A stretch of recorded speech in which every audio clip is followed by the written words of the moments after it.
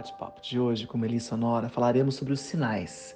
Sinais que a vida nos dá e que o nosso corpo nos dá de que precisamos prestar um pouco mais de atenção e cuidar mais da nossa saúde mental e emocional ou da saúde mental e emocional das pessoas que estão à nossa volta, da nossa equipe, para quem trabalha em equipe, de alguém da nossa família. Melissa Sonora citou alguns sinais importantes para se observar: sequência longa de noites mal dormidas e alteração do padrão do sono, pensamentos ruminativos, problemas pontuais que são normais na vida de qualquer pessoa, mas que acabam afetando a vida como um todo. É sinal de que você precisa prestar um pouco mais de atenção à sua saúde mental e emocional.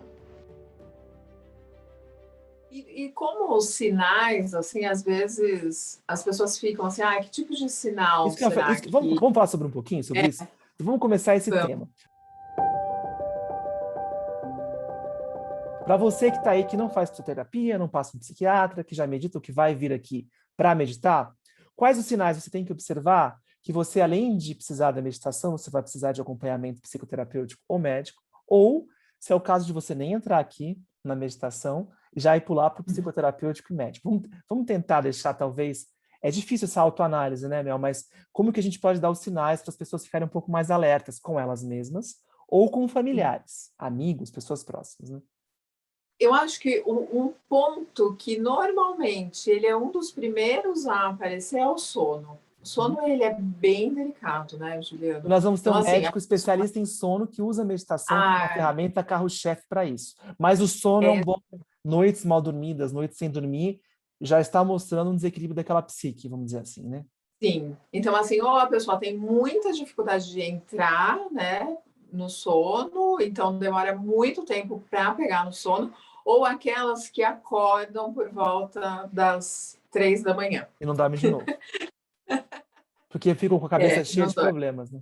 Exatamente. Então, esse é um dos primeiros sinais que a gente percebe. Então vamos lá, vou até colocar aqui, ó, Pensamento. vamos colocar aqui, pessoal, mudanças nos seus padrões de sono, né? Noites mal dormidas, Exatamente. mas ok, às vezes você vai fazer uma apresentação, tá tenso, vai ficar sem dormir aquela noite uma, duas vezes, mas Ok. não constantemente, por um longo período de É. tempo, né? E o que seria assim, esse tempo? Mais de 2 semanas, né? Perpetuando aquele Seguido, sintoma. você já tem Ficar alerta. algum tipo de problema. Tem que ficar alerta e tem que procurar. Ai, mas Seja aí em eu. você, seja no seu filho, porque às vezes a gente está em convivendo em grupo, seja num Exatamente. amigo, já observar que está deixando de ser algo normal, porque até para as pessoas entenderem, né? Mas a gente usa essa palavra tristeza e depressão como uma sendo a mesma coisa, né?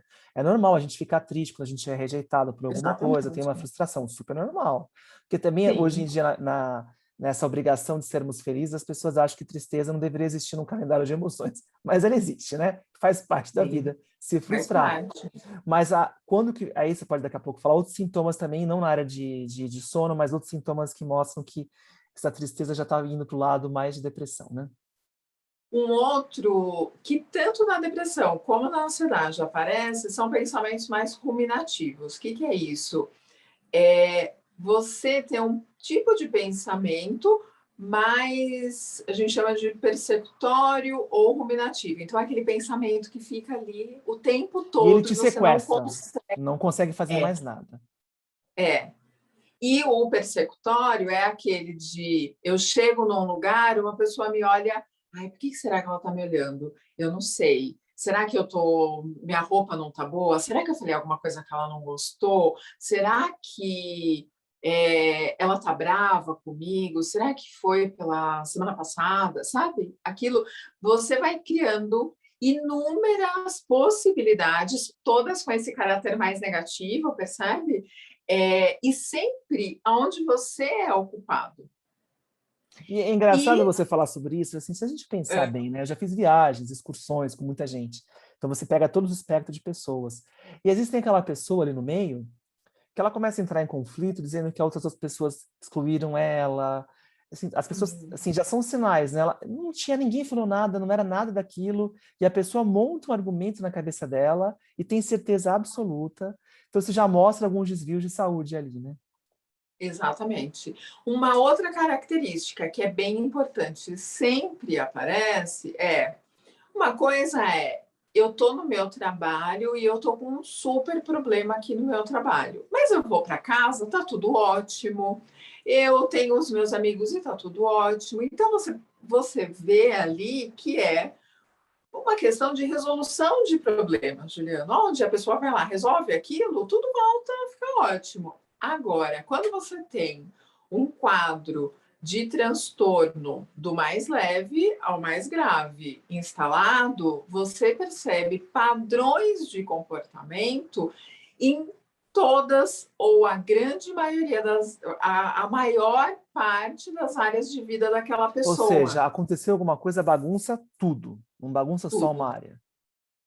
Então, eu acho que as pessoas não gostam de mim no trabalho, eu acho que as pessoas não gostam de mim também na família, e eu acho que os meus amigos também não gostam de mim, né? Uhum. Eu tô triste no trabalho, eu tô triste na família e nada faz sentido para mim. Então, você vê o mesmo padrão de comportamento, com essa característica mais persecutória, como eu expliquei, mais onde a pessoa tem mais tristeza, mais melancolia em várias áreas. O Interessante isso. sofrimento, o sofrimento e a extensão desse sofrimento, ele vai dar sinais para a gente. E Uhum. daí, quando a pessoa vai deixando aquilo embaixo do tapete chega uma hora que a crise se instala. Uhum. Alguns outros sinais de que, então, no caso mais grave aí, talvez não diagnosticados, de esquizofrenia, a gente vai ter um psiquiatra também para falar sobre isso aqui, onde, vamos dizer assim, é uma minoria que talvez esteja nos assistindo, não é para a maioria se preocupar, que onde a meditação não seria o caso ideal para aquela pessoa, ela deveria, inclusive, buscar ajuda de psicoterapia e de psiquiatra, vamos dizer assim, que possa estar nos assistindo, pode ser um jovem, buscando a meditação como uma fonte Sim, de alívio ali, vai ser uma fonte de intensificação daquilo, né? exatamente.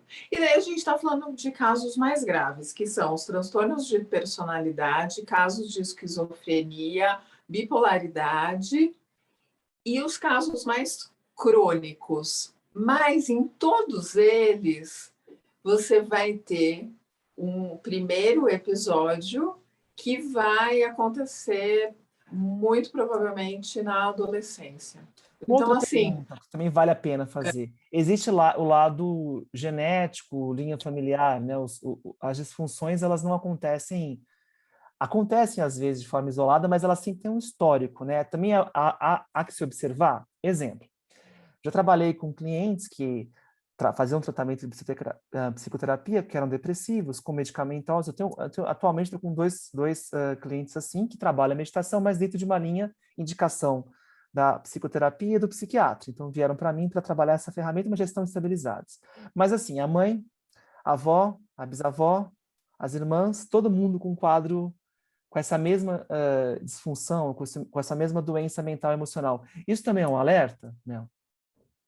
certamente. Quando você tem a grande maioria dos quadros tem o fator genético.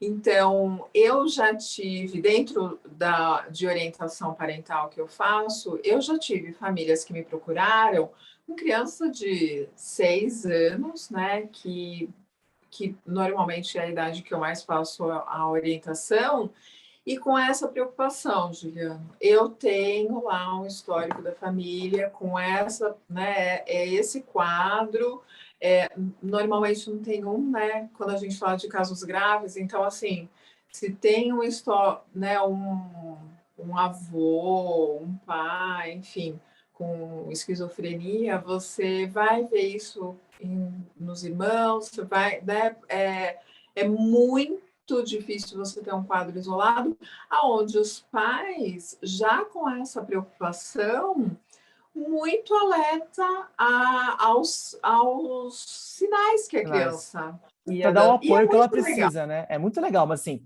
não é a maioria da população, né, Mel? Não Não é, é. infelizmente, É. não é. Mas é muito legal, porque Uhum. assim, olhar para aqueles sinais e perceber o quanto isso pode levar, né, para um caso mais grave ou não. Porque uma criança, ela não tem um transtorno instalado, né? Uhum.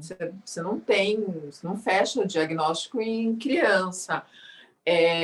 Mas Mas o legal é você você mostrar que está tendo uma preocupação preventiva.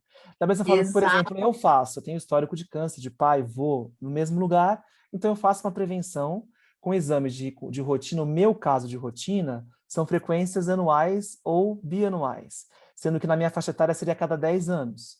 Então, assim, já é uma medicina preventiva. É legal saber que tem pessoas se preocupando com a psicoterapia preventiva de doenças mentais e emocionais já instaladas historicamente na família. Que interessante isso.